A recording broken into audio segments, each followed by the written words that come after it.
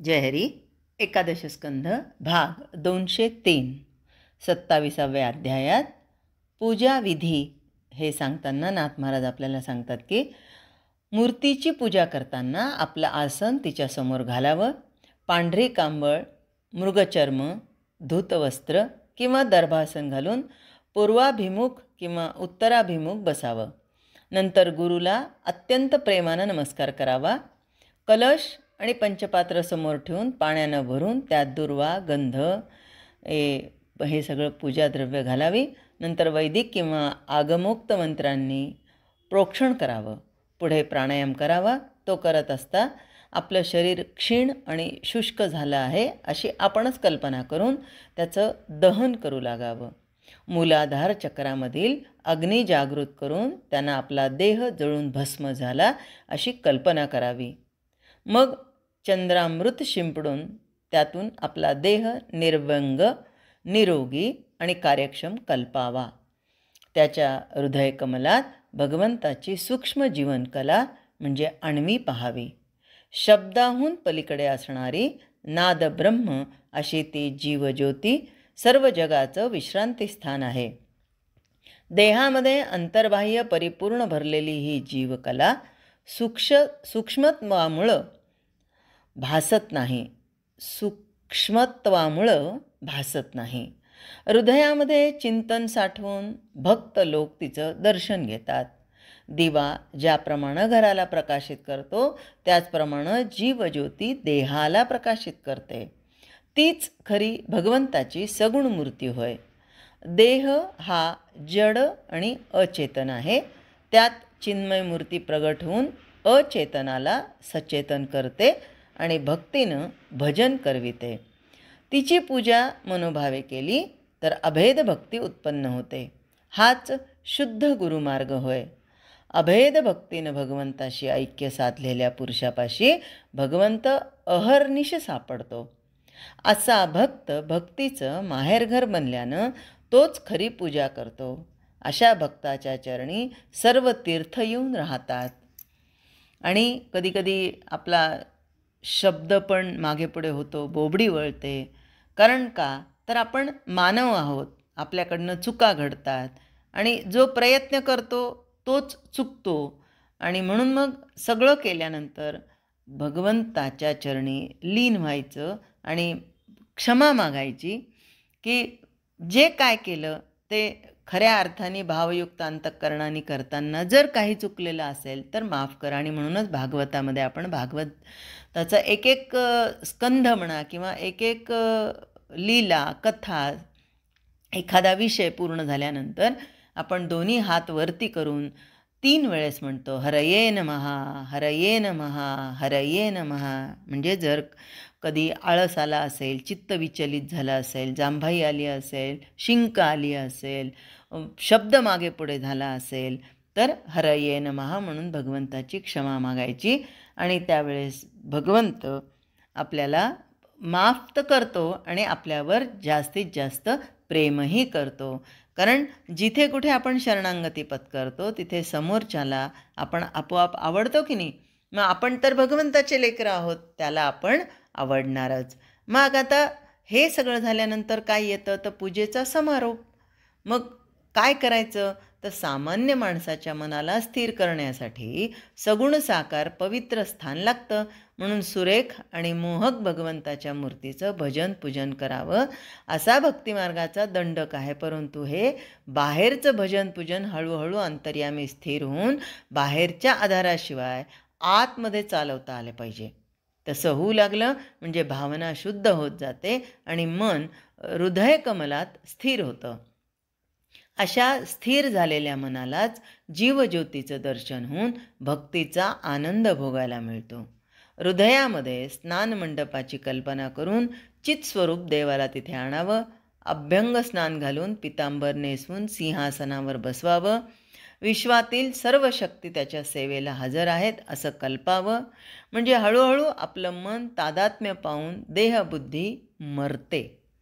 वास्तविक सर्वव्यापी भगवंताला आवाहन नाही, सर्वाधिष्ठानाला आसन नाही, निर्विकाराला विकार नाही, अकर्त्याला कर्मबंधन नाही, अजन्म्याला विसर्जन नाही, नित्यतृप्ताला भोजन नाही, ज्ञानस्वरूप भगवंताला डोळे आहेत, निःशब्दाला कान आहेत, विश्वतोमुखाला तोंड आहे, विश्वपादाला पाय आहेत, विश्वबाहूला हात आहेत, सर्वगताला स्थान आहे, अशी कल्पना करून भक्त निरुपचार भगवंताला उपचार करतो. विदेहाला अलंकार घालतो, निर्गुणाला सगुण समजतो, त्याची स्तुती स्तोत्र गातो आणि त्याच्याशी संभाषण करतो. परंतु जसा भक्तांचा भाव असतो तसं भगवंताला बनावं लागतं.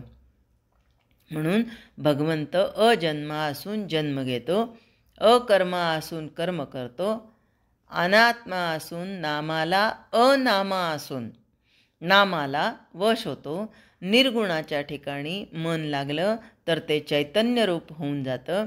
सगुण स्वरूपातच मन घडून गेलं तर साधक स्वतः भगवत स्वरूप होतो.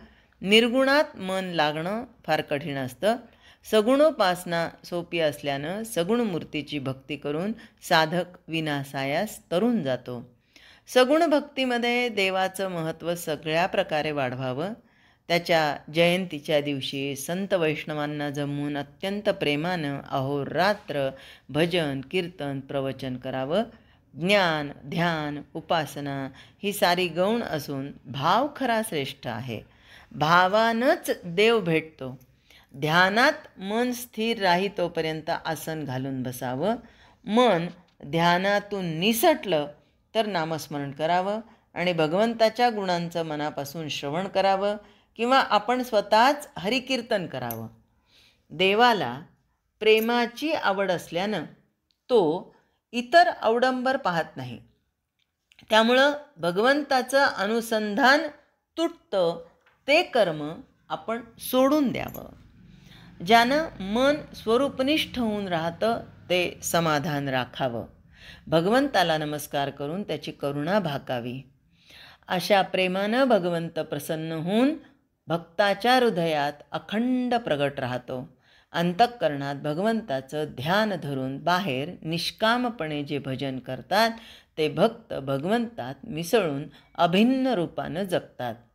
ज्याला भक्त व्हायचं आहे त्यानं अकर्माला शिवू नये, अधर्माला धारा देऊ नये, कुणाचे दोष पाहू नयेत, कुणाचं मर्म काढू नये, कुणाचा द्वेष करू नये, कुणाची निंदा करू नये, त्याचे दोष उच्चारू नयेत आणि कधीही साधूंची निंदा करू नये.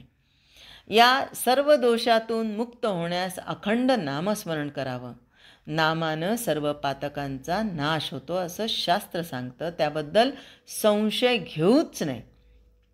नामाविषयी ज्याला विकल्प येतो तो संसारात अत्यंत अभागी समजावा. संकल्प विकल्पामुळंच जीवाला दृढबंधन झालेलं आहे. त्याचं छेदन करायला एकटं नामच समर्थ आहे.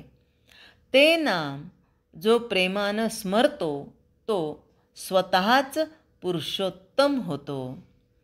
आणि याच पुरुषोत्तमाचं वर्णन ते निर्दाळावया कर्माकर्म, ते निर्दाळावया कर्माकर्म वर्म आहे गा अतिसुगम, अखंड स्मरावे राम नाम, पुरुषोत्तम अच्युत, पुरुषोत्तम अच्युत. कदाचित आपण एखाद्या भागामध्ये हा दृष्टांत घेतलाही असेल, पण तत्कथनम तच्चिंतनम अन्योन्यम तत्प्रबोधनम म्हणजेच अभ्यास होय. अभ्यास करताना तेच ते ऐकायचं, तेच ते चिंतन करायचं, तेच ते मनन करायचं, तेच ते बोलायचं. कारण आम्हाला आपल्या मनावर संस्कार करायचे आहेत ना. तर संस्कार एका बोलण्यातून, एकदा सांगण्यातून, एकदा म्हणण्यातून, एकदा ऐकण्यातून होतात का? नाही. वारंवार तोच प्रकार, तोच संवाद, तोच विचार, तेच संभाषण जर घडत गेलं तर ते संस्कार दृढ होत जातात. आणि म्हणून नाम हे सातत्याने घेण्यासाठी नामाचं महात्म्य जर समजलं असेल तर मग अजपाजप कधी कसा सुरू होतो हे काही सांगता येत नाही. म्हणून नाम हे अतिशय महत्त्वाचं आहे.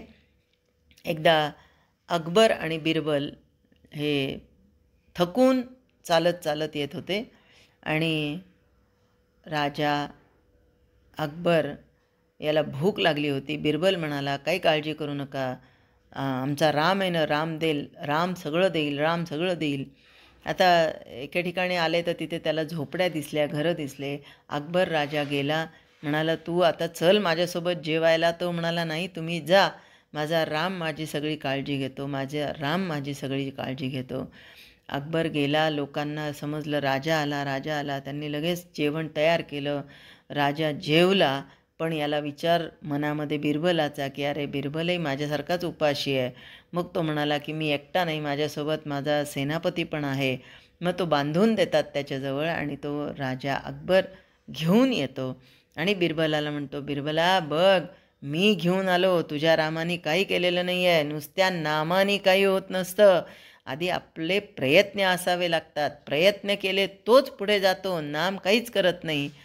त्यावेळेस बिरबल हसला आणि म्हणतो, राजे सरकार, मी इथे बसून काहीच केलं नाही, फक्त माझ्या रामाचं नाव घेतलं आणि तुमच्यासारख्या राजाने माझ्यासाठी अन्न आणून दिलं.